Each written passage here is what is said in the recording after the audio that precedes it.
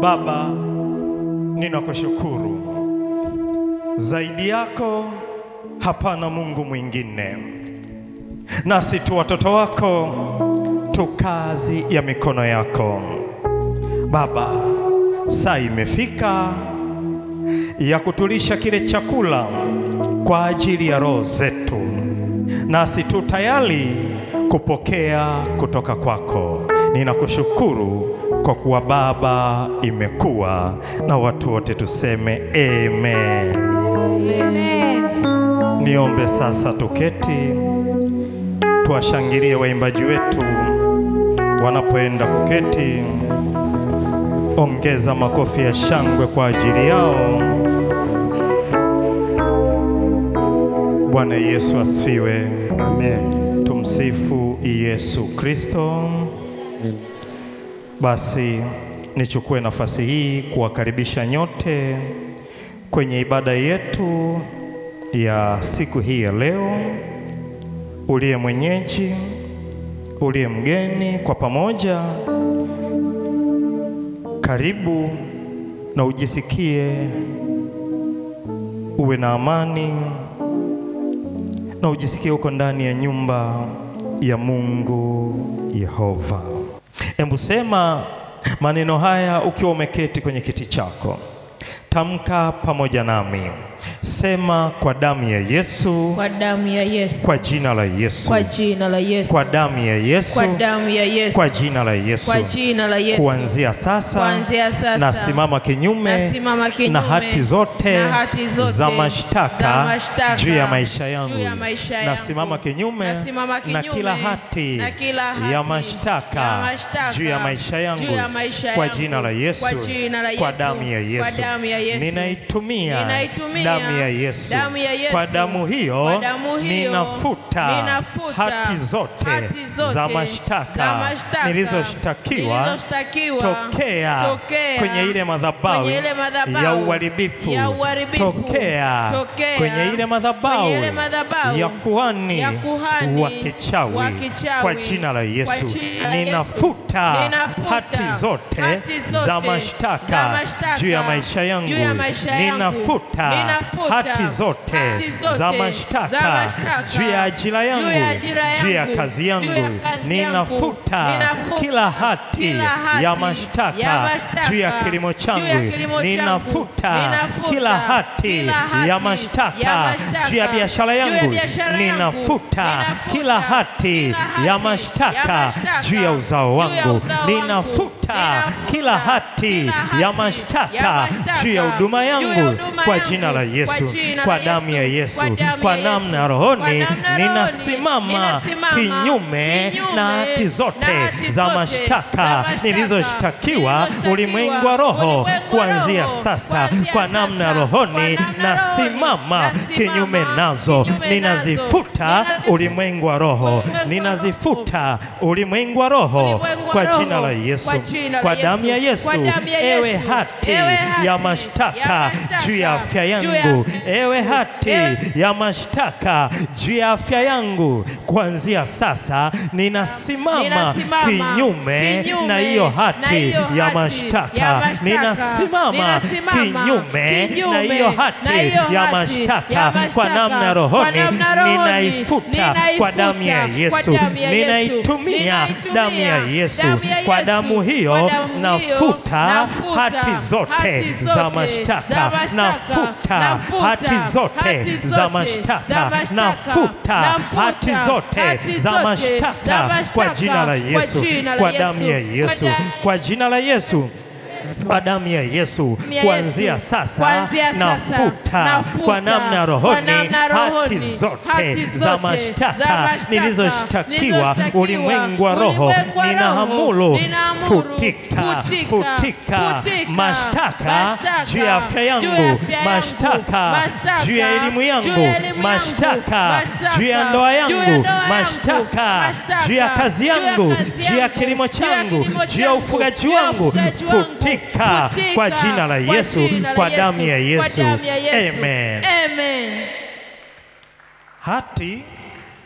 Hati ya mashtaka.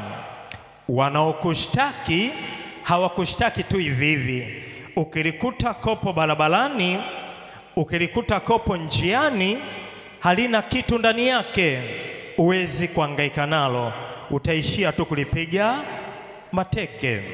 Lakini ukilikuta kopo njiani barabarani lina kitu, lazima utashughulika nalo, ujue umundani limebeba nini, umundani kumewekwa kitu gani.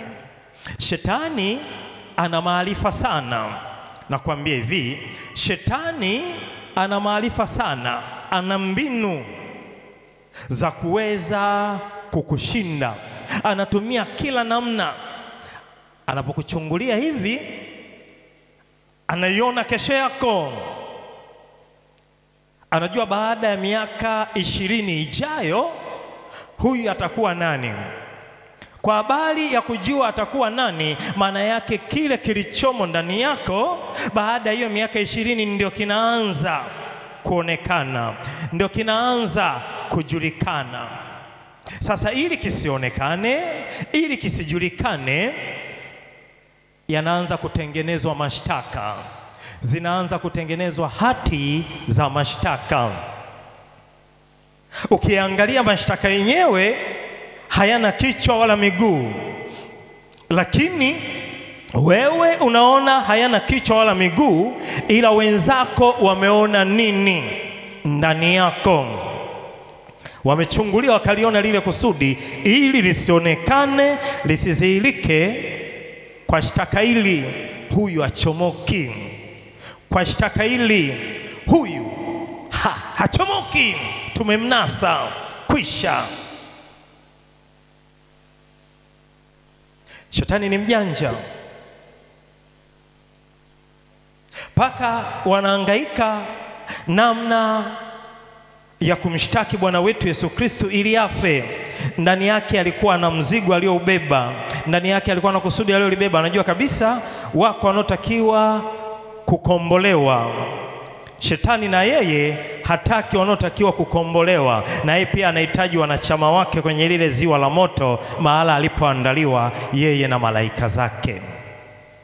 Wakombolewe kweli, na mimi nahitaji wakutaabika nao, wakuteseka nao, wakusurubiwa nao. Nahitaji anaangalia namna ya kumwangamiza huyu, ya kumuua huyu ambaye atakuwa ndio njia na ukombozi juu ya ulimwengu wote. Lakini kila mahala wanapokwenda kushuhudia, ushuhuda wao haupatani, ni uongo mtupu. Sasa hati za mashtaka, kimpendeza Bwana, kutokana na muda, takuonyesha mtu ambaye yuko hapa lakini ana mashtaka, ana hati ya mashtaka. Unaweza ukawa unatembea hivi lakini ujitambui, kumbe ulishashtakiwa tayari ulimwengu wa roho wa giza. Ulimwengu wa roho wa giza umeshtakiwa kufa kwa ajali, umeshtakiwa kufa kwa ugonjwa, umeshtakiwa kufa kwa mawazo, umeshtakiwa kufa kwa kuchanganyikiwa, kufa kwa kulogwa. Wewe ujijui, lakini unatembea na hati ya mashtaka, unasubiria tu hukumu ya lile shtaka ukalitumikie. Ifike mahali unasema nakataa na ninasimama kinyume na hati yoyote ya mashtaka, kwamba hati yoyote ya mashtaka ulimwengu wa roho wa giza haina mamlaka juu yangu. Ukisimama kinyume nayo inakosa nguvu, inakosa uweza wa kutenda kazi juu yako. Ukikaa kimya, umeipa mamlaka ya kutimiza lile kusudi la kuzimu. Ikaandikwa anwani ya mashtaka. Unatembea kwenye paji la uso hivi, wale jamaa wachunguliaji wakiangalia kwenye paji la uso hivi wasema, mbona huyu hati yake ya mashtaka inasoma kifo? Kiangalia hivi, anwani inayosomeka pale ni mauti, na yule anayeshughulika na mauti anasema ndio chakula changu. Anaanza kutimiza lile kusudi la kuzimu kwa sababu amesoma. Ana alama gani kwenye paji la uso? Ana chapa gani kwenye paji la uso? Mauti. Mauti maana yake afe. Mbona bado anatembea? Mbona bado anaishi? Anatakiwa afe. Wanaanza kushughulika na ile anwani kwenye paji lako la uso. Hata biashara, unafungua dirisha lako la ofisi yako, la biashara yako, kumbe jamaa ulimwengu wa roho wa giza wameweka anwani pale, anwani ya mashtaka. Hataki kufanya biashara. Unauza duka la nafaka, mteja anayepita anaona saluni. Wewe unauza duka la nafaka la vyakula vya wanadamu, yeye anaona saluni. Chakula kilichomo mule ndani, yeye anaona mawigi, anaona nywele, haoni nafaka. Nini? Kuna anwani ya mashtaka. Hatakiwi kuuza. Biashara hii kuanzia leo kwa wateja haitaonekana kama biashara ya nafaka ya chakula.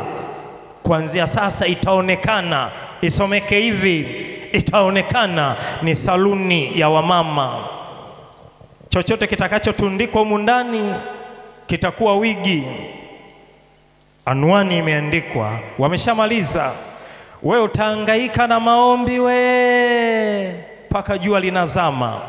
Utafunga kumbe Biblia ikaandika watu wangu wanaangamia kwa kukosa nini? Maarifa. Ni ishu ndogo tu, pengine haihitaji kufunga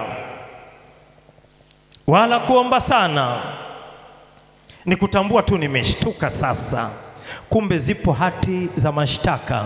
Inawezekana biashara hii ninayoifanya, yuko aliyeenda kwa Kalumanzila, aliyeenda kwa mganga kienyeji Bagamoyo, akaishtaki biashara yangu, haionekani kama ilivyokuwa ikionekana. Mwanzo ilikuwa inaonekana ni biashara ya chakula, ya nafaka. Sasa haionekani hivyo, inaonekana kwa muonekano tofauti wa aina nyingine ya biashara ambayo sio niifanyayo. Unaposhughulika na kufuta ile hati ya mashtaka, kufuta ile anwani ya mashtaka, maana yake kile ambacho kilikuwa kimeandikwa pale, ulimwengu wa roho wa giza unakiondoa. Kwa jinsi gani? Ya kuifuta ile anwani, ya kuifuta ile hati ya mashtaka, na kusema kuanzia leo, kama ni duka la nafaka litaonekana kwa wateja kama duka la nafaka, kama ni duka la nguo litaonekana kwa wateja kama duka la nguo. Hiko hivyo mashtaka, kwa maana hati ya mashtaka ina mapana yake, ina marefu yake. Kila sehemu ambayo ni baraka kwako, aliye adui, aliyemtesi, aliyemtaabishaji ashindwi kushtaki lile eneo linalohusu baraka zako. Kila eneo lenye chanzo cha asili ya baraka zako, lenye chanzo cha asili ya maisha yako, akijua kabisa kupitia hapa kuna ushindi juu ya mtu huyu, kupitia hapa kuna baraka juu ya mtu huyu, kupitia hapa kuna neema juu ya mtu huyu, anasababisha jambo, anaenda anashtaki. Kwani kuna watu unakuta ni wagonjwa, lakini ugonjwa ule una chanzo chake, una shina lake, una muhimili wake.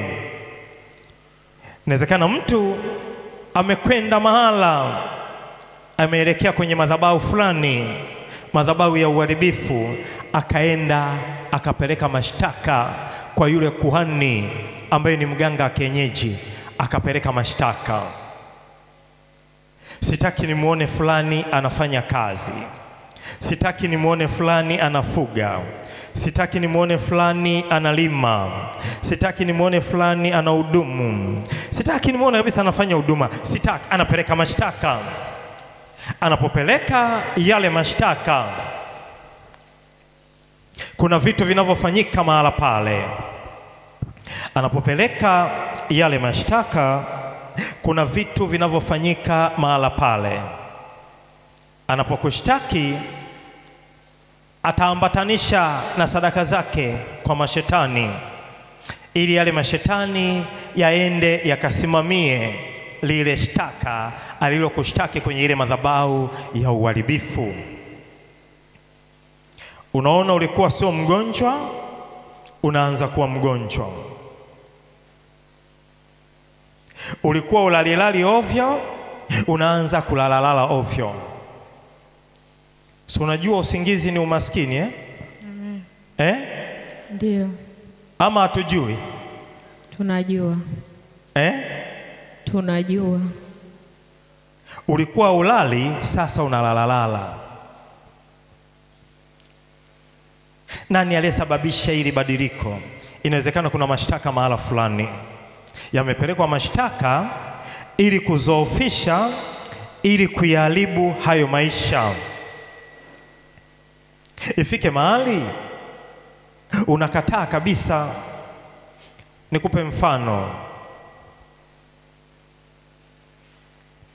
Nikupe mfano mdogo tu. Unajua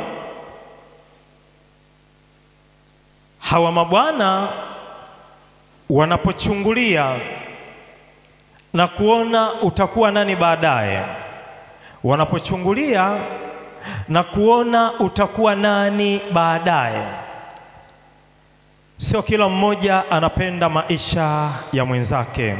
Usifikiri anayecheka na wewe ukaona ni mwema kwako. Utakwenda na maji. Adui wa mtu ni yule wa nyumbani mwake. Muulize Samsoni, kichwa kilikuwa kwenye mapaja ya Delila. Delila alionekana kama mwema, kumbe alitaka kujua asili ya Samsoni, asili ya nguvu za Samsoni. We muone mtu anakupeta tu useme ni mwema, utakwenda na maji. Adui wa mtu ni yule wa nyumbani mwake. Na hakuna vita mbaya sana kama ya ndani ya ukoo, ndani ya familia. Bora hata vita ya nje kuliko ya ndani. Unateketea, unaangamia kwa muda mfupi.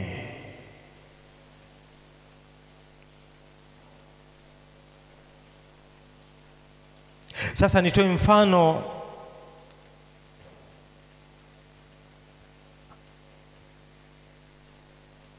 mfano, si kama utaeleweka kwa wengi.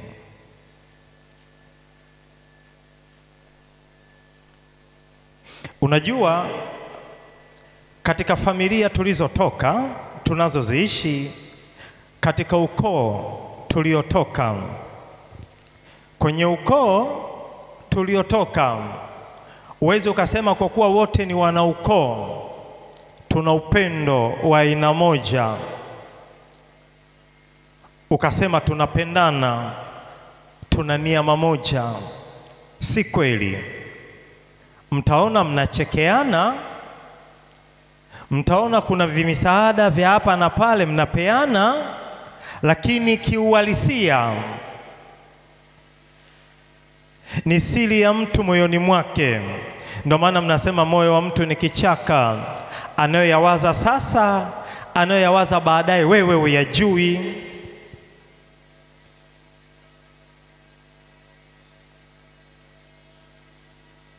Ikitokea Mungu kaachilia baraka kidogo,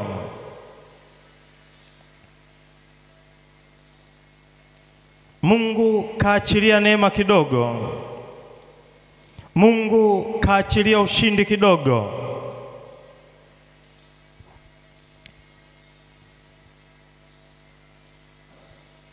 unaweza ukapata kibali cha kumtambua aliyekuwa anacheka na wewe mwanzo.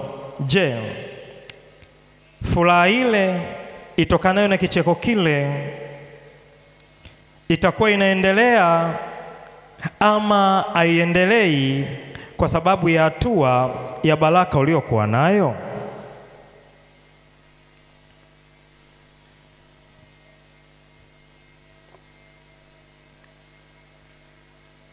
Nikasema mtu wa karibu ndiye anayeweza kukuangamiza kwa ukaribu sana, ukaangamia kwa muda mfupi, kwa kuwa atakuwa anatambua na anajua ratiba yako yote. Ndio maana hata kwa Kaini kumuua Habili haikuwa kazi, kwa kuwa ni mtu wake wa karibu, ni ndugu yake. Mtu mwingine wa mbali ingemchelewesha, hata kama angemuua ingemchukua muda, lakini kwa ndugu, mtu wa karibu, ni rahisi. Na ilitokea hivyo na ikawa hivyo. Sasa nirudi kwenye kiini changu. cha neno la leo. Ninapoongelea kwa habari ya hati ya mashtaka ama anwani ya mashtaka,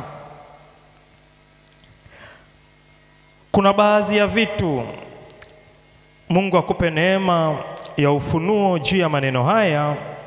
Kuna baadhi ya vitu tunavyoviishi ama tunavyovipitia, inawezekana kwa namna moja ama nyingine, maeneo haya tunayoyaishi, tunayoyapitia, wapo walioshtaki, na mahala wanaposhtakia si pengine ni kwenye madhabahu za uharibifu, ni kwenye madhabahu za kishetani, ndipo wanapopeleka hayo mashtaka, hizo hati za mashtaka. Kinakaliwa kikao si kitakatifu, kikao cha uharibifu. Kuna anayetakiwa aharibikiwe, kuna anayetakiwa aharibikiwe. Sehemu yoyote yenye upinzani, sehemu yoyote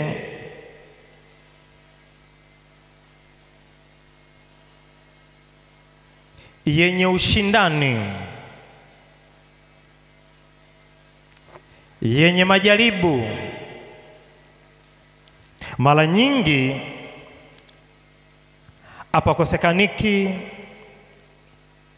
kukaliwa kikao chochote kile, lakini kitakuwa ni cha uharibifu. Kinapokaliwa kuna ajenda zinapitishwa, kinapokaliwa kuna ajenda zinapitishwa kwenye kile kikao. Kila mmoja atatoa hoja zake, atatoa msimamo wake kwa kile anachokitaka kiwe, kwa kile anachokitaka kitendeke. Paka unafikia umri uliokuwa nao, umepenya mishale mingi sana. Narudia tena, itakuwa ni vigumu kunielewa haya. Paka unafikia umri uliokuwa nao, umepenya na umeikwepa mishale mingi sana, lakini mishale hiyo ina chanzo chake cha hati za mashtaka. Walipokushtaki ndipo walipokusudia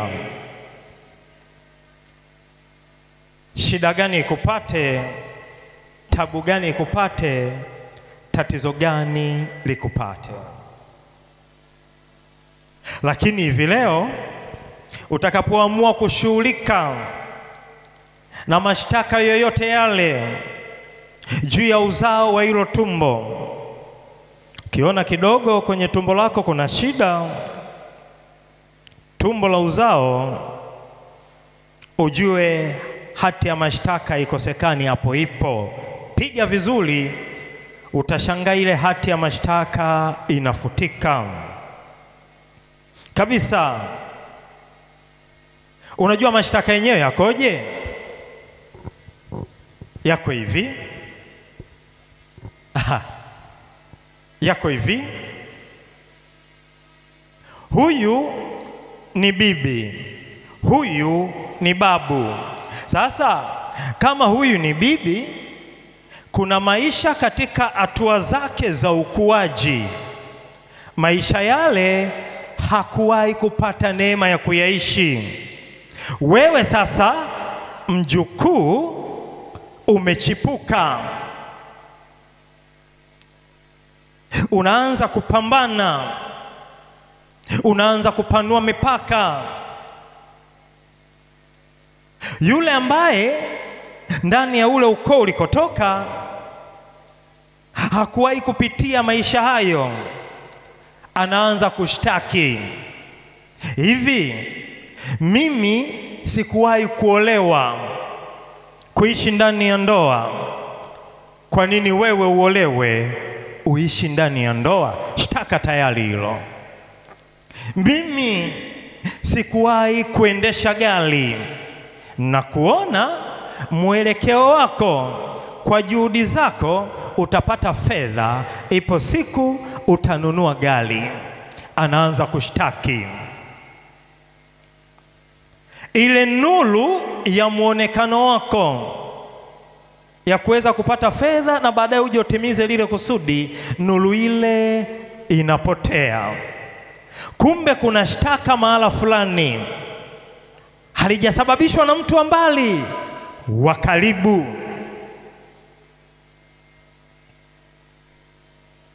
Labda niapishe kidogo watu kadha wa kadha kwamba walioshtakiwa na watu wa karibu. Utasikia huyu anasema bibi, mimi sitaki huyu awe na hivi kwa sababu mimi sikuwahi kuwa na hivi. Kwa nini ukae kwenye nyumba ya bloko? Na kwa nini ulale kwenye kitanda wakati mimi nililalia nyasi, wakati mimi nililalia ngozi ya mnyama? Unani wewe? Ni mashtaka hayo. Yale mashtaka yanapotoka, wanapatikana wasimamizi. Tumemuona ana dalili ya kuchipuka, ana dalili ya kuonekana, ana dalili ya kujulikana kwa nafasi ya eneo alilokuwepo, shtaka linakwenda ili kile walichokiona, ile dalili walioiona isizihirike katika ulimwengu wa walio hai. Kwani unafikiri wengi wanafeli wapi? Wengi wanaanguka wapi? Ni kwenye mashtaka. Ni hati tu za mashtaka.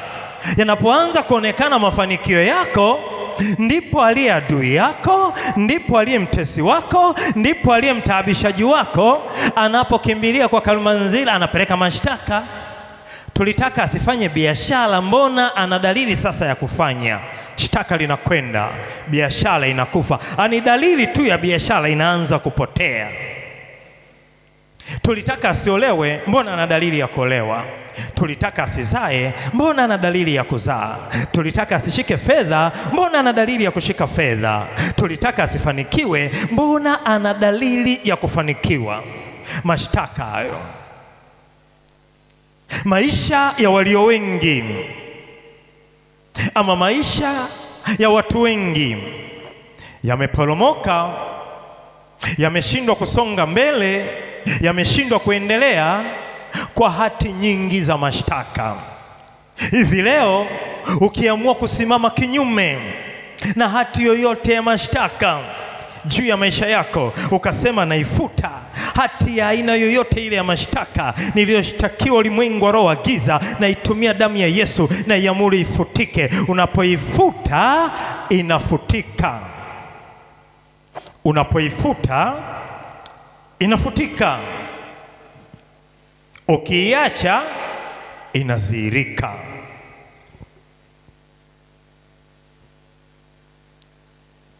Mbona sisomeshi? Ndugu yangu anasomesha. Roho ya chuki, roho ya wivu inakaa ndani ya huyo mtu. Kifuatacho ni nini? Ili na yeye asisomeshe, ili na yeye asifanikiwe, ili na yeye asifurahi, ili na yeye asicheke, ngoja niende mahala nikamshtaki.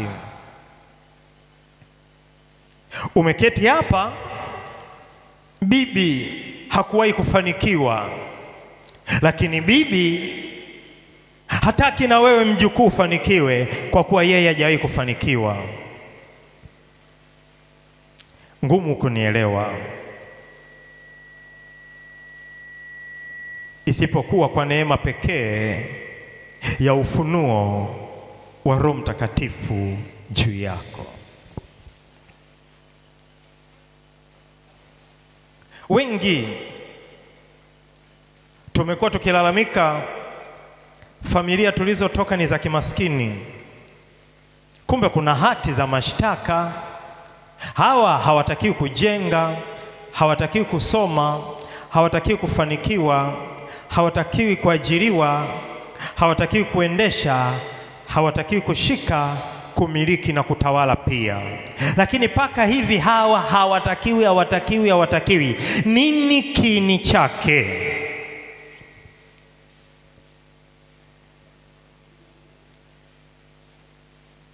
Ile hati ya mashtaka ndio chanzo cha uharibifu wa maisha ya watu. Kile kitabu cha Marko 15 mstari wa kwanza na kuendelea nitasoma, lakini ukiwa unafungua tamka maneno haya. Sema: kwa damu ya Yesu, kwa damu ya Yesu, kwa jina la Yesu, kwa jina la Yesu, kwa damu ya Yesu, kwa damu ya Yesu, kwa jina la Yesu, kwa jina la Yesu. Kuanzia sasa nasimama kinyume na kila hati ya mashtaka. Nasimama kinyume na kila hati ya mashtaka iliyoelekezwa juu yangu. Ewe hati ya mashtaka niliyoshtakiwa, ulimwengu wa roho wa giza, hati hiyo ninaifuta kwa jina la Yesu. Ninaifuta kwa damu ya Yesu, kwa jina la Yesu. Ninaiamuru ifutike kwa jina la Yesu, kwa damu ya Yesu, kwa jina la Yesu. Ninaomba Baba mara hii tu, ninaomba Baba mara hii tu, hati yoyote ya mashtaka, anwani yoyote ya mashtaka iliyoandikwa juu ya biashara yangu, ninaifuta kwa damu ya Yesu. Anwani yoyote ya mashtaka iliyoandikwa juu ya elimu yangu, naifuta kwa damu ya Yesu. Anwani yoyote ya mashtaka iliyoandikwa juu ya uzao wangu, juu ya kazi yangu, juu ya huduma yangu, juu ya afya yangu, juu ya maisha yangu, ewe anwani ya mashtaka, futika kwa damu ya Yesu, kwa jina la Yesu. Naifuta sasa ile anwani ya mashtaka iliyoandikwa juu ya biashara yangu, juu ya kipato changu, juu ya nyota yangu, juu ya kesho yangu. Naifuta anwani hiyo kwa damu ya Yesu. Naifuta anwani hiyo kwa damu ya Yesu. Naiamuru ifutike, naiamuru ifutike. Ewe anwani ya mashtaka juu ya mifugo yangu, ewe anwani ya mashtaka juu ya mifugo yangu, ewe anwani ya mashtaka juu ya mifugo yangu, futika kwa jina la Yesu, kwa damu ya Yesu. Naongea na ile anwani ya mashtaka juu ya kilimo changu, naongea na ile anwani ya mashtaka juu ya uchumi wangu. Kuanzia sasa naifuta anwani hiyo, naifuta anwani hiyo kwa damu ya Yesu, kwa jina la Yesu, kwa damu ya Yesu, kwa jina la Yesu. Naiamuru ifutike, naiamuru ifutike kwa jina la Yesu, kwa damu ya Yesu. Ni anwani ya mashtaka juu ya elimu ya uzao wangu, juu ya elimu ya uzao wangu, juu ya afya ya uzao wangu. Ewe anwani ya mashtaka, futika. Ewe anwani ya mashtaka, futika kwa jina la Yesu, futika kwa damu ya Yesu, futika kwa jina la Yesu, kwa damu ya Yesu. Kuanzia sasa nasimama kinyume kwa namna rohoni, ulimwengu wa roho. Nazifuta anwani zote za mashtaka juu ya maisha yangu, nazifuta anwani zote za mashtaka juu ya kipato changu, nazifuta anwani zote za mashtaka juu ya nyota yangu. Amen. Nyota nayo inaweza ikashtakiwa. Hebu weka mkono kwenye utosi wa kichwa chako. Nyota nayo wanaweza wakaishtaki. Ni kweli wanaweza wakaishtaki. Inawezekana ni nyota ya fedha, kuna nyota ya mtu. Naiona anwani ya mashtaka juu ya nyota ya mtu. Naiona anwani ya mashtaka juu ya nyota ya mtu. Baba, Aba ndio jina lako. Ninakushukuru Mungu mwenye nguvu, kwa kuwa ni wewe pekee uonaye sirini. Ninaomba mara hii tu kwa utukufu wa jina lako, ninaifuta anwani ya mashtaka juu ya nyota ya mtoto wako huyo. Ninanena kwa sauti kutatu. Moja, naifuta anwani ya mashtaka juu ya nyota yako. Naifuta anwani ya mashtaka juu ya nyota ya mama huyo.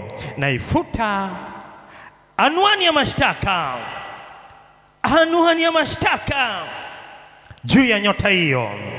Nyota ya fedha, nyota ya fedha, nyota ya huduma, nyota ya elimu, nyota ya utawala. Wewe uliandika anwani ya mashtaka, anwani hiyo na iamuru ifutike. Anwani hiyo na iamuru ifutike. Ewe anwani ya mashtaka juu ya nyota hiyo. Ewe anwani ya mashtaka juu ya nyota hiyo. Ewe anwani ya mashtaka juu ya nyota hiyo. Ewe anwani ya mashtaka juu ya nyota hiyo. Naamuru futika, naamuru futika, naamuru futika kwa damu ya Yesu, kwa jina la Yesu. Naifuta ulimwengu wa roho, naifuta ulimwengu wa roho, naifuta ulimwengu wa roho kuanzia saa hii, kuanzia saa hii. Ewe anwani, ewe anwani, na kuondolea uweza wako, na kuondolea nguvu yako, na kuondolea mamlaka yako kwa jina la Yesu, kwa damu ya Yesu, kwa jina la Yesu, kwa damu ya Yesu. Naamuru ufutike kuanzia saa hii. Nami naikomboa nyota hiyo ulimwengu wa roho, naikomboa nyota hiyo ulimwengu wa roho, naikomboa nyota hiyo ulimwengu wa roho kwa jina la Yesu, kwa damu ya Yesu. Naikomboa nyota, nyota ya fedha, naikomboa nyota, nyota ya huduma iliyoandikiwa anwani ya mashtaka. Naikomboa, naikomboa, naikomboa, naikomboa kwa damu ya Yesu na kwa jina la Yesu. Na watu wote tuseme amen. Mungu akusaidie. Amen. Utakapoifuta kwa uaminifu siku hii ya leo.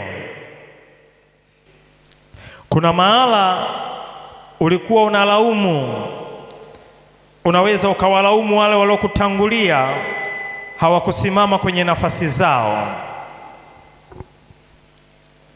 Kumbe sivyo, kulikuwa kuna anwani za mashtaka. Akipambana usome shule, kuna anwani ya mashtaka eneo la uchumi, ili wewe usiende shule. Ndio maana ukabaki hapo ulipo, ndio maana ukawa hivyo ulivyo. Unaweza ukasema baba kunipeleka shule, yamkini alikuwa anataka usome kama wengine wanavyosoma, lakini eneo la uchumi likaleta shida, likaleta tabu, ukashindwa kusoma shule. Usimlaumu, usimlaumu. Pengine yalikuwepo mashtaka, kulikuwa kuna anwani ya mashtaka eneo la uchumi. Kila akipambana hakuweza kupata fedha ya kukupeleka shule. Lakini umepata neema hii. Anza wewe mahala ulipo. Wanaokuja nyuma yako wataiona neema ya Kristo Yesu ikitenda kazi na ikileta ushindi ndani ya familia na juu ya huo uzao. Marko 15 nitaanza mstari wa kwanza. Imeandikwa, mara kulipokuwa asubuhi, wakuu wa makuhani walifanya shauri pamoja na wazee na waandishi na baraza zima, wakamfunga Yesu, wakamchukua, wakamleta mbele ya Pilato. Pilato akamuuliza, wewe ndiye mfalme wa Wayahudi?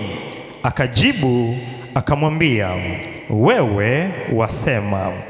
Nao wakuu wa makuhani walikuwa wakimshtaki mambo mengi. Unaona, wakuu wa makuhani wamekuwa wakimshtaki kwa mambo mengi ili hukumu iweze kutoka. Lazima kuwe kuna maelezo ya kina juu ya lile shtaka. Nao wakuu wa makuhani walikuwa wakimshtaki mambo mengi. Pilato akamuuliza tena akisema, hujibu neno? Tazama ni mambo mangapi wanayo kushtaki. Wala Yesu hakujibu neno tena, hata Pilato akastajabu.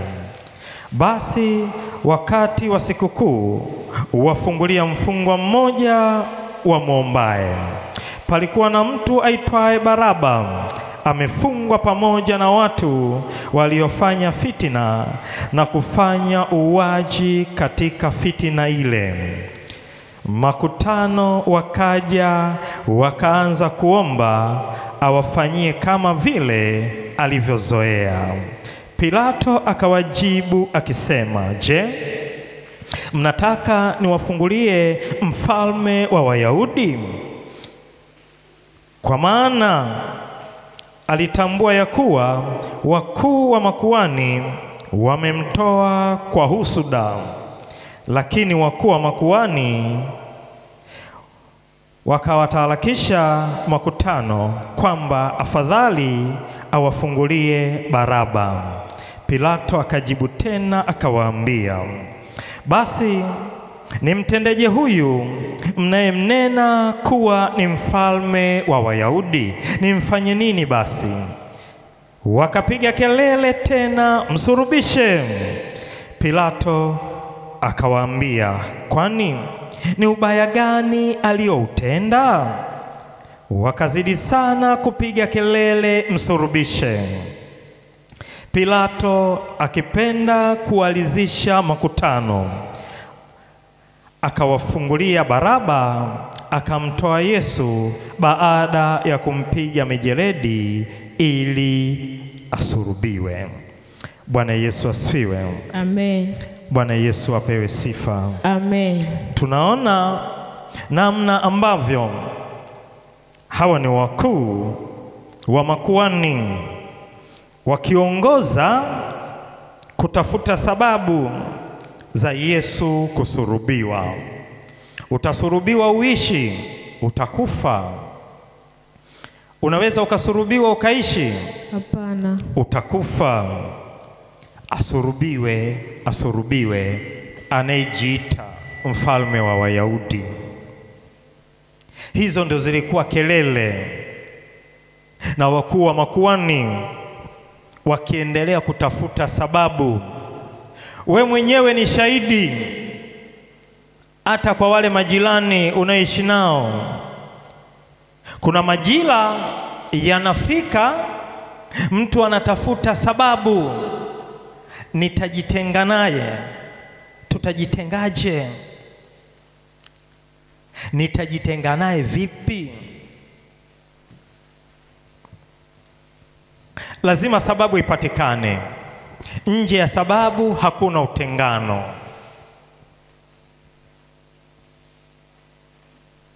Hata bosi wako kazini,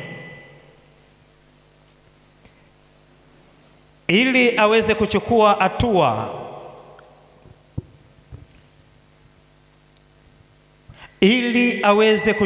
hatua, ya utovu wa nidhamu, lazima kuwe na sababu ndio aweze kukuchukulia hatua. Kama haujafanya kosa, ni vigumu kuhukumiwa. Kama hujatenda kosa, unamletea ugumu yule mtoa hukumu. Kama hujatenda kosa, unaleta ugumu kwa yule anayepaswa kutoa hukumu. Unaleta ugumu. Na ikiwa unatakiwa uhukumiwe, lazima sababu zitafutwe. Unajua, hata kama mtu hakutaki, hata kama mtu hakukubali, lazima awe na hoja za kutokukubali. Lazima awe na hoja za msingi. Kwa nini haumkubali? Kwa nini haumtaki? Sio unaleta tu mashtaka. Ni kweli unatoa mashtaka dhidi ya fulani. Sababu ni nini? Lazima kuwepo na sababu za kujitosheleza zitakazopelekea hukumu itokanayo na yale mashtaka uliyoyatoa.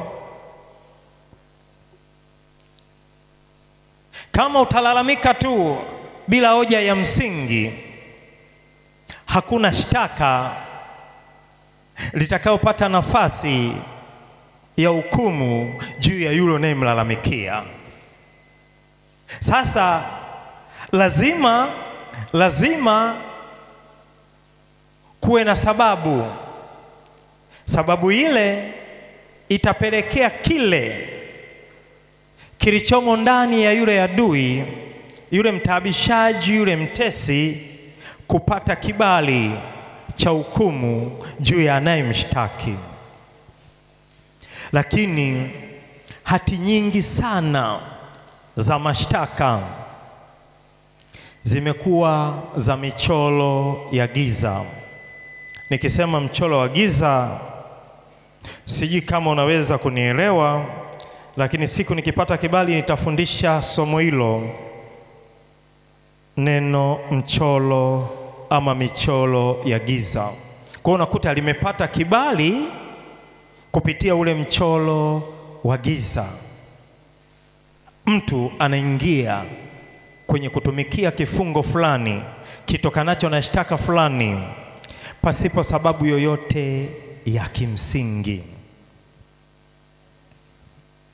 Wamehangaika sana juu ya Bwana wetu Yesu Kristo. Kama Yesu amesimamiwa na wakuu wa makuhani, wewe ni nani usisimamiwe na yule mkuu wa mila? Wokovu wako ndio unakufanya usitoe mchango wako wa kila mwezi Disemba. Tunatakiwa tuchinje, tunatakiwa tumwage pombe na kunywa, lakini wewe umejitenga. Wewe ni nani? Ikiwa Yesu walimkalia vikao, walitafuta kila namna ya kumshtaki, lakini sababu zao hazikuwa na mshiko. Wewe ni nani usishtakiwe? Wewe ni nani? Biashara yako ina nini isishtakiwe? Ndoa yako ina nini isishtakiwe? Elimu yako ina nini isishtakiwe? Uzao wako una nini usishtakiwe?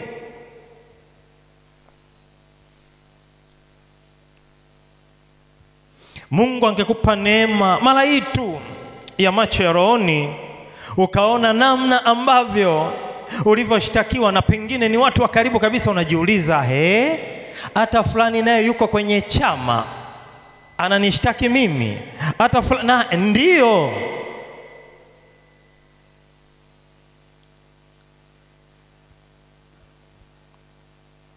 Kile kitabu cha Yohana sura ya 18 mstari ule wa 19 mpaka 24, kisha nitaluka 29 mpaka 31, kisha niifanye ile kazi niliyopaswa kuifanya siku hii ya leo.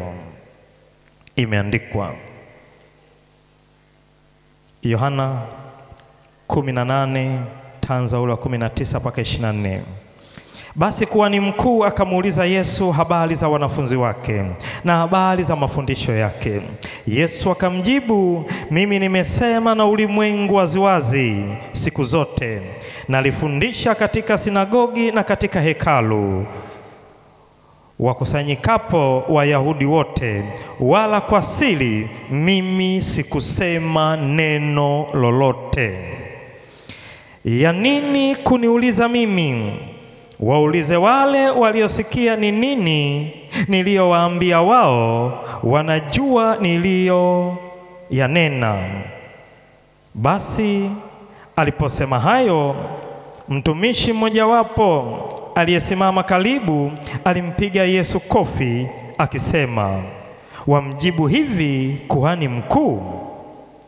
Yesu akamjibu, kama nimenena vibaya, ushuhudie ule ubaya, bali kama nimesema vema, wanipigia nini? Basi Anasi akampeleka hali amefungwa kwa Kayafa kuhani mkuu. Nitaruka niende 29. Basi Pilato akawatokea nje akasema, ni mashtaka gani mnayoleta juu ya mtu huyu? Ni mashtaka gani? Wakajibu wakamwambia, kama huyu asingekuwa mtenda mabaya, tusingemleta kwako. Basi Pilato akawaambia, haya, mtwaeni ninyi mkamhukumu kwa ile torati yenu. Wayahudi wakamwambia, sisi hatuna ruhusa ya kuua mtu. Kumbe yuko mwenye ruhusa ya kuua mtu. Ukiona mtu anakufa, ujue yuko mwenye ruhusa ya kuua mtu. Hawa mabwana wakasema, sisi ni Wayahudi, hatuna ruhusa ya kuua mtu. Kwa maneno mengine, yupo mtoa ruhusa ya kuua watu. Mstari wa 32, ili litimie lile neno lake Yesu alilolisema, akionyesha ni mauti gani atakayokufa. Basi Pilato akaingia tena ndani ya Praitorio, akamwita Yesu akamwambia, je, wewe ni mfalme wa Wayahudi?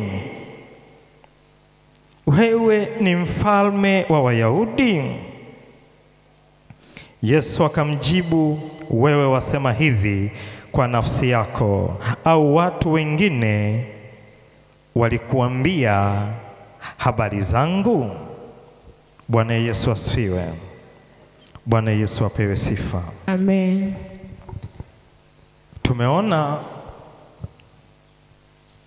maandiko kadha wa kadha yanayoelezea ama yanayoonyesha kwamba uwezekano wa mtu kutafutiwa sababu za kushtakiwa, uwezekano huo upo. Uwezekano wa mtu kuandikiwa anwani ya mashtaki, anwani ya mashtaka, uwezo huo upo. Ifike mahali useme sikubali. Unajua kuna matukio, nilishai kufundisha matukio ya kiroho. Bila shaka ilikuwa ni upande wa nuru, upande wa Mungu Yehova. Lakini yako matukio ya kiroho, upande wa giza, upande wa kishetani. Sasa shetani ana uwezo wa kuwatumia wafuasi wake, kwa maneno mengine mawakala wake, ili kutenda uharibifu juu ya maisha ya watu. Kwa namna ipi? Kwa jinsi gani? Kila unayemwona hapa duniani analo kusudi ambalo Mungu ameliweka ndani yake. Mtu yoyote yule, hata kama kwa sasa unamuona ni kichaa, mwenda wazimu, ndani yake lipo kusudi la Mungu Yehova, na ndio maana ukamwona ni kichaa. Ndani yake lipo kusudi la Mungu Yehova, ndio maana ukamwona anapita kwenye yale mapito anayopitia, anaishi kwenye yale mazingira anayoyaishi.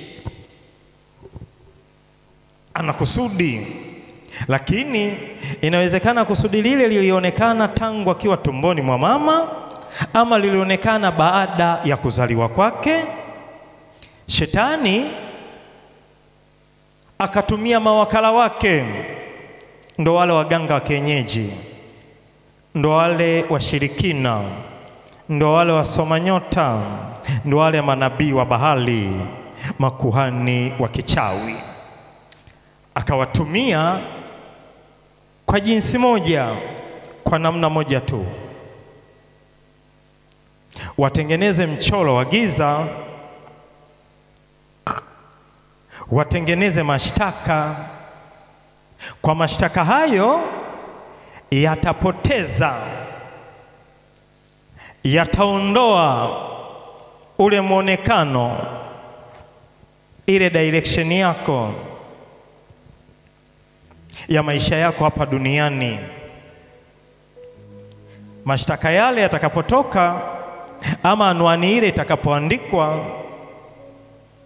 kesho yako ishapiga kona tayari. Mwanzo ilionekana imenyoka, ishapiga kona kutokana na hati ya mashtaka, anwani ya mashtaka. Haukuwa dhaifu, unaanza kuwa dhaifu. Haukuwa mgonjwa, unaanza kuwa mgonjwa. Haukuwa mwenye shida, unaanza kuwa mwenye shida. Haukuwa mwenye huzuni, unaanza kuwa mwenye huzuni. Kitu gani kinachosababisha matukio haya? Mbona haya matukio yanapandana? Linatoka tukio hili, linakuja tukio hili, likitoka hili linakuja hili. Kama ulikuwa unaumwa ugonjwa huu, unahamia ugonjwa huu, unatoka ugonjwa huu unakuja. Mbona haya matukio hayaeleweki? Pana nini hapa katikati? Pana kisababishi gani hapa katikati? Lakini chanzo cha matukio haya, kuna anwani iliandikwa mahali, hati ya mashtaka inaoelezea nini juu yako. Akitoka kuumwa pressure, aumwe kisukari. Akitoka kisukari, aumwe figo. Akitoka figo, aparalyze kidogo. Akitoka kwenye kuparalyze, akoe vya kutosha.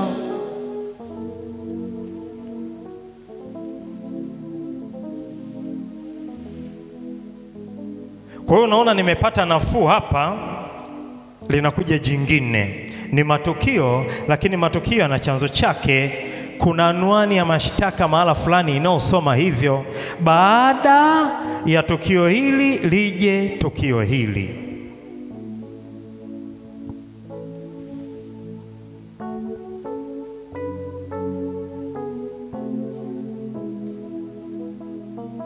Lakini nani wa kukomesha hayo?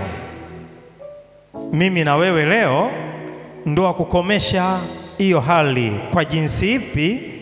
Kwa namna ya kuomba, kusema sasa nimetambua, nimegundua kuna anwani za mashtaka.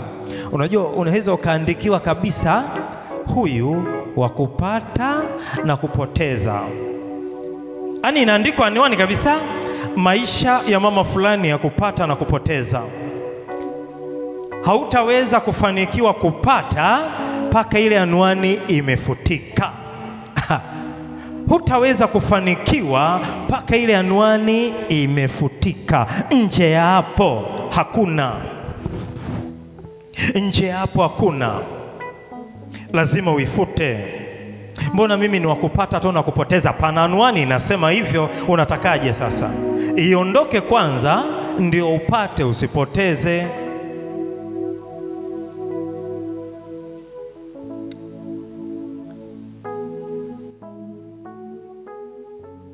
Hebu sema, kwa damu ya Yesu, kwa damu ya Yesu, kwa jina la Yesu, kwa jina la Yesu, kwa damu ya Yesu, kwa damu ya Yesu, kwa jina la Yesu, kwa jina la Yesu. Anwani yoyote ya mashtaka, anwani yoyote ya mashtaka iliyoandikwa juu yangu kwa habari ya elimu yangu, kuanzia sasa naifuta naifuta anwani hiyo kwa damu ya Yesu. Naifuta anwani hiyo kwa damu ya Yesu. Kuanzia sasa nasimama kinyume na anwani ya mashtaka iliyoandikwa juu ya afya yangu, iliyoandikwa juu ya asili yangu. Ewe anwani ya mashtaka, futika kwa damu ya Yesu. Futika kwa damu ya Yesu, kwa jina la Yesu. Kwa damu ya Yesu, kwa jina la Yesu. Ninafuta anwani zote za mashtaka. Ninafuta anwani zote za mashtaka zilizoandikwa juu ya maisha yangu. Ninaamuru zifutike. Ninaamuru zifutike kwa jina la Yesu. Kwa damu ya Yesu, kwa jina la Yesu. Ninaomba Baba, mara hii tu lile shtaka lililopelekwa kwenye ile madhabahu ya kishetani, lile shtaka lililopelekwa kwenye ile madhabahu ya uharibifu, leo Baba, shtaka lile nalifuta kwa damu ya Yesu. Kwa namna rohoni nalifuta lile shtaka kwa damu ya Yesu, kwa jina la Yesu. Kwa damu ya Yesu, kwa jina la Yesu. Ninafuta kila aina ya mashtaka niliyoshtakiwa juu ya kazi yangu, juu ya huduma yangu, juu ya elimu yangu, juu ya baraka zangu, juu ya hatima yangu, juu ya nyota yangu. Kuanzia sasa kwa damu ya Yesu, kuanzia sasa kwa jina la Yesu, nafuta mashtaka hayo kwa damu ya Yesu. Nafuta mashtaka hayo kwa damu ya Yesu, kwa jina la Yesu. Naongea na wale wote walionishtaki ili nisifanikiwe. Kuanzia sasa nafuta mashtaka hayo kwa damu ya Yesu. Nafuta mashtaka hayo kwa damu ya Yesu, kwa jina la Yesu. Amen. Iko hivi, hata eneo la baraka zako wanapochungulia wanaziona baraka zako, ingawa wewe mwenye baraka hujapata neema ya kuziona, lakini wale waonaji wameziona tayari, wanapeleka mashtaka. Ulikuwa wakufanikiwa, sio wakufanikiwa tena. Ulikuwa wa furaha, sio wa furaha tena. Ulikuwa wa kicheko, sio wa kicheko tena. Nini? Wameshtaki, wamechungulia, wakaiona asili ya baraka yako. Ukiamua kuanzia sasa kwamba nasimama kinyume na hati yoyote ya mashtaka, eneo lolote linalohusu baraka zangu, mlikwenda kwa namna rohoni mkachungulia baraka zile mkazishtaki. Kuanzia sasa ile hati ya mashtaka eneo la baraka zangu, hati ile naifuta. Ile hati ya mashtaka eneo la tenda kwa habari ya kazi yangu, ile hati ya mashtaka juu ya kila tenda kutokana na kazi nilionayo, nafuta hati ya mashtaka. Unasimama kinyume kabisa kwa namna rohoni, unasema nakataa. Nimetambua sasa ziko hati za mashtaka kwa namna ya rohoni. Nafuta hati ya mashtaka kwa habari ya ile tenda. Nafuta hati ya mashtaka kwa habari ya kile kipato. Nafuta hati ya mashtaka kwa habari ya zile fedha. Nafuta hati ya mashtaka kwa habari ya ile asili. Nafuta hati ya mashtaka kwa habari ya ule upenyo. Kuna mahala unatakiwa upenye uingie kwenye baraka zako, jamaa wanashtaki, unasimama kinyume sasa. Nafuta hati ya mashtaka eneo la ule upenyo kuelekea kwenye baraka zangu kwa namna ya rohoni. Nafuta ulimwengu wa roho. Utakapofuta ile hati inafutika kweli. Kuna mahala wewe unaona unakwenda, hiyo sio spidi, Hiyo sio spidi ya kusudi la Bwana kwenye maisha yako. Yaani kuna mahala wewe unaona safi, right. Hapana, kuna right zaidi ya hapo. Wewe futa tu, alafu utaona matokeo ya kufuta hati ya nini? Ya mashtaka. Ni kweli mlinishtaki, sikujua kuna hati za mashtaka. Ni kweli mliandika anwani juu ya kile nikifanyacho, sikujua kama ipo anwani ya mashtaka kwa habari ya kile chanzo cha mapato yangu. Nimetambua sasa, kumbe chanzo cha mapato yangu inaweza ikaandikwa anwani ya mashtaka juu ya kile kipato changu. Kuanzia saa hii nafuta kwa namna rohoni ile hati ya mashtaka. Ni anwani ya mashtaka kupitia chanzo cha mapato yangu. Ewe anwani ya mashtaka iliyoandikwa tokea kuzimu ya baharini, chini ya bahari, futika kwa namna ya rohoni na kufuta kwa damu ya Yesu. Ukifuta inafutika kweli. Ulikuwa wakupata, wakakushtaki, sio wakupata tena, bali wakupoteza. Yaani unatoka kwenye kupata unakuwa wakupoteza. Nini? Pana anwani. Unaweza ukasema ni maneno tu, unaweza ukasema ni maneno, sio maneno. Mtu anakuambia utaona, lakini paka anasema utaona, huyu alishafanya mashtaka mahala fulani, alishakushtaki, amejawa na hasira, anakuja mwilini. Lakini sisi si wa mwilini, ingawa tunaenenda katika mwili, hatufanyi vita kwa jinsi ya mwili, kwa kuwa silaha zetu zina uwezo katika Bwana hata kuangusha ngome. Utaona, utachukulia ni neno, lakini neno utaona kuna anwani ya mashtaka ilishaandikwa tayari. Utaona kama utafanikiwa kupitia hicho unachofuga. Utaona kama utafanikiwa kupitia hicho unacholima. Utaona kama utafanikiwa kupitia hicho unachokiishi kwa saa hii na wakati huu. Utaona, utahisi ni neno, sio neno. Nyuma yake ipo nguvu ya mashtaka, ipo anwani ya mashtaka.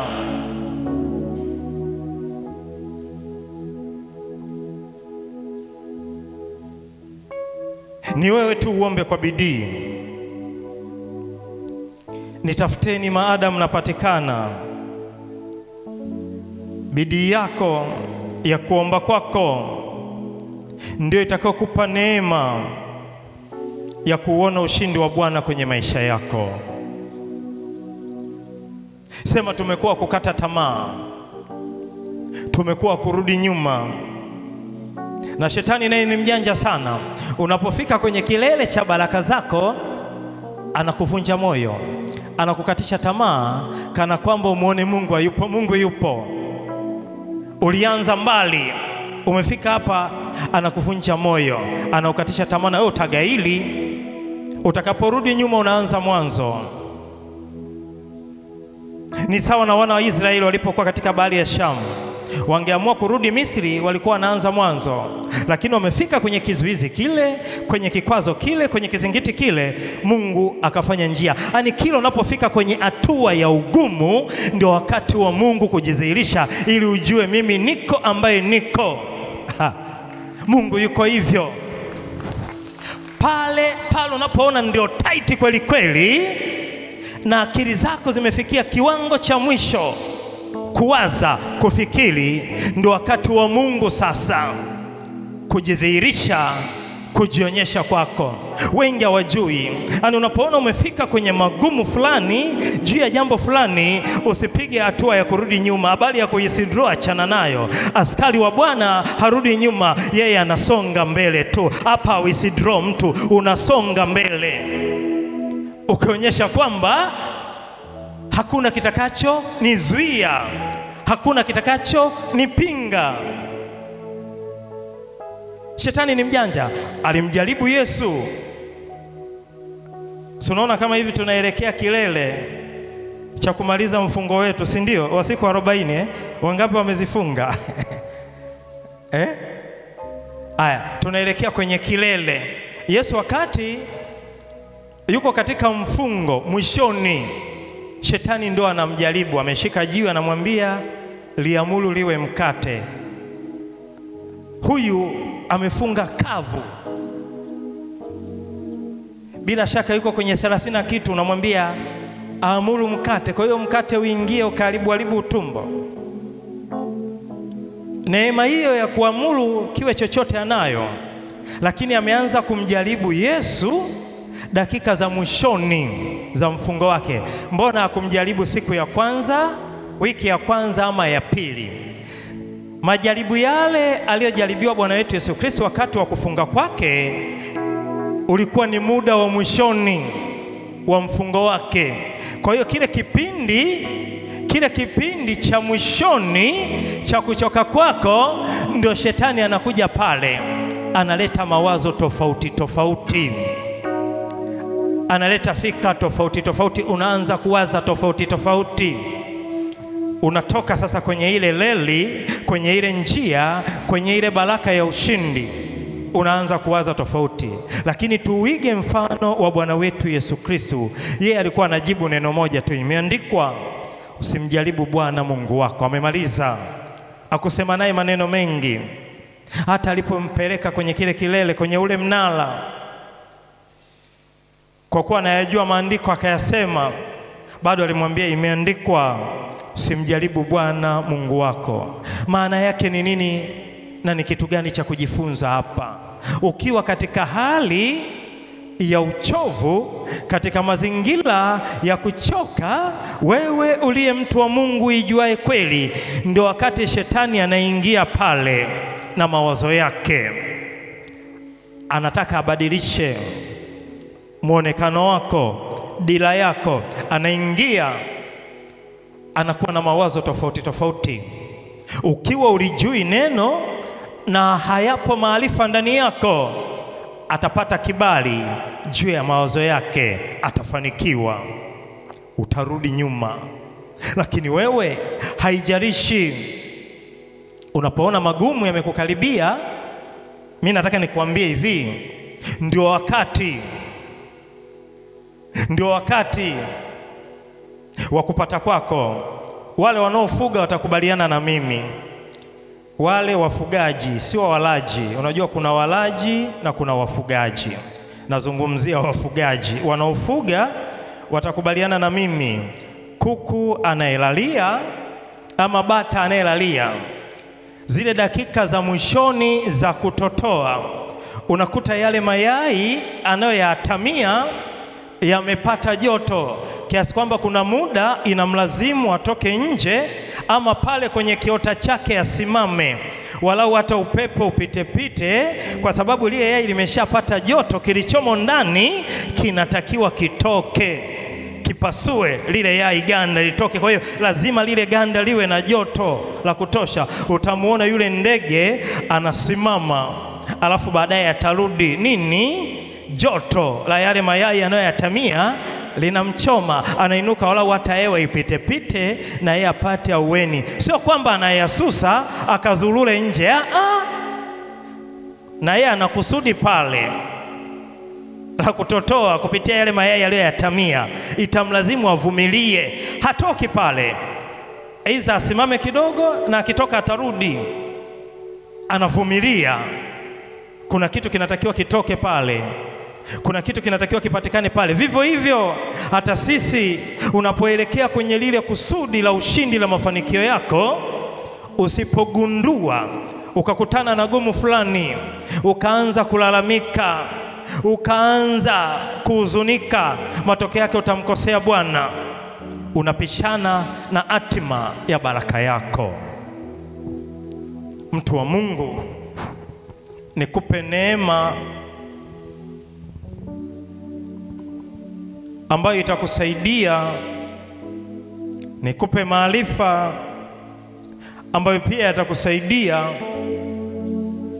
Usikate tamaa unapokutana na ugumu wowote. Usikate tamaa Unapokutana na shida yoyote, usikate tamaa. Unapokutana na tatizo lolote, mtazame tu Bwana. Mtazame tu Bwana. Yeye hajawahi kushindwa. Yeye hajawahi kupungukiwa hata kidogo. Kabisa. Hajawahi kushindwa wala hajawahi kupungukiwa. Ni sisi tu tunaoshindwa. Ni sisi tu tunaorudi nyuma. Ni sisi tu tunaogaili. Ni sisi tu tunaishia njiani. Lakini yeye hajawahi kuishia njiani hata siku moja. Yeye hajawahi kurudi nyuma hata siku moja. Akianza jambo ameanza.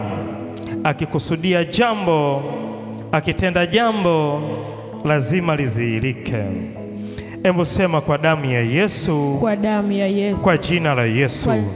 Kwa damu ya Yesu. Kwa damu ya Yesu. Kwa jina la Yesu. Kwa jina la Yesu. Baba wa mbinguni. Baba wa mbinguni. Ninakuja mbele zako. Ninakuja mbele zako. Kwa uweza na nguvu. Kwa uweza na nguvu. Wa Roho yako. Wa Roho yako. Mtakatifu. Mtakatifu. Niombe kama tunaweza kusimama. Mwenye uwezo wa kusimama, simama. Utamke maneno haya ukiwa umesimama. Hakuna askari anayepigana vita akiwa ameketi. Na hakuna ushindi unaopata ukiwa umelala ama umeketi. Sema kwa damu ya Yesu. Kwa damu ya Yesu. Kwa jina la Yesu. Kwa jina la Yesu. Kwa damu ya Yesu. Kwa damu ya Yesu. Kwa jina la Yesu. Kwa jina la Yesu. Baba wa mbinguni. Baba wa mbinguni. Ninakuja mbele zako. Ninakuja mbele zako. Kwa uweza na nguvu. Kwa uweza na nguvu. Wa Roho wako. Wa Roho wako. Mtakatifu. Mtakatifu. Kwa jina la Yesu. Kwa jina la Yesu. Kwa damu ya Yesu. Kwa damu ya Yesu. Nasimama kinyume. Nasimama kinyume. Na kila anwani. Na kila anwani. Ya mashtaka. Ya mashtaka. Juu ya uzao. Juu ya uzao. Wa tumbo langu. Wa tumbo langu. Nasimama kinyume. Nasimama kinyume. Na kila anwani. Na kila anwani. Ya mashtaka. Ya mashtaka. Juu ya uzao. Juu ya uzao. Wa tumbo langu. Wa tumbo langu. Kwa jina la Yesu. Kwa jina la Yesu. Kwa damu ya Yesu. Kwa damu ya Yesu. Anwani zote. Anwani zote. Za mashtaka. Za mashtaka. Eneo la maisha yangu. Eneo la maisha yangu. Nazifuta. Nazifuta. Anwani hizo. Anwani hizo. Kwa damu ya Yesu. Kwa damu ya Yesu. Nazifuta. Nazifuta. Anwani hizo. Anwani hizo. Kwa damu ya Yesu. Kwa damu ya Yesu. Nazifuta. Nazifuta. Anwani hizo. Anwani hizo. Kwa damu ya Yesu. Kwa damu ya Yesu. Nazifuta. Nazifuta. Anwani hizo. Anwani hizo. Kwa damu ya Yesu. Kwa damu ya Yesu. Kwa jina la Yesu. Kwa jina la Yesu. Ewe anwani. Ewe anwani. Ya mashtaka. Ya mashtaka. Juu ya maisha yangu. Juu ya maisha yangu. Futika.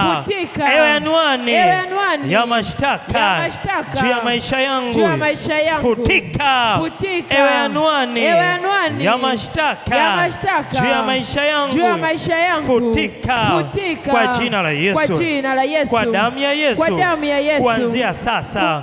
Kwa namna rohoni.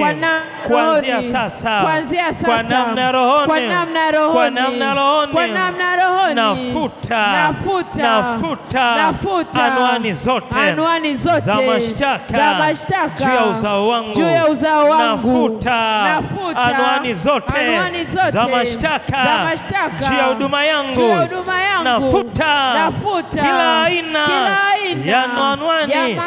Ya anwani. Ya anwani. Ya anwani. Ya anwani. Ya mashtaka. Ya mashtaka. Naifuta. Naifuta. Naifuta. Naifuta. Kila aina. Kila aina. Ya anwani. Ya anwani. Ya mashtaka. Ya mashtaka. Juu yangu. Juu yangu. Futika. Futika. Futika. Futika. Futika. Futika. Futika. Futika. Kwa jina la Yesu. Kwa jina la Yesu. Kwa damu ya Yesu. Kwa damu ya Yesu. Kwa jina la Yesu. Kwa jina la Yesu. Kwa damu ya Yesu. Kwa damu ya Yesu. Ninaamuru. Ninaamuru. Kuanzia sasa. Kuanzia sasa. Ulimwengu wa roho. Ulimwengu wa roho. Ninaamuru. Ninaamuru. Kuanzia sasa. Kuanzia sasa. Kwa damu ya Yesu. Kwa damu ya Yesu. Kwa jina la Yesu. Kwa jina la Yesu. Hati zote. Hati zote. Hati zote. Hati zote. Za mashtaka. Za mashtaka. Nilizoshtakiwa. Nilizoshtakiwa. Tokea. Tokea. Kwenye ile madhabahu. Kwenye ile madhabahu. Ya mganga. Ya mganga. Wa kienyeji. Wa kienyeji. Leo. Leo. Hati hiyo. Hati hiyo. Naifuta. Naifuta. Naifuta. Naifuta. Naifuta. Naifuta. Kwa jina la Yesu. Kwa jina la Yesu. Kwa damu ya Yesu. Kwa damu ya Yesu. Naongea. Naongea.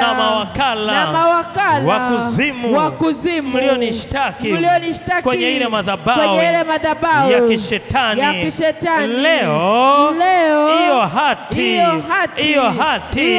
na iamuru ifutike kwa jina la Yesu, kwa damu ya Yesu. Amen.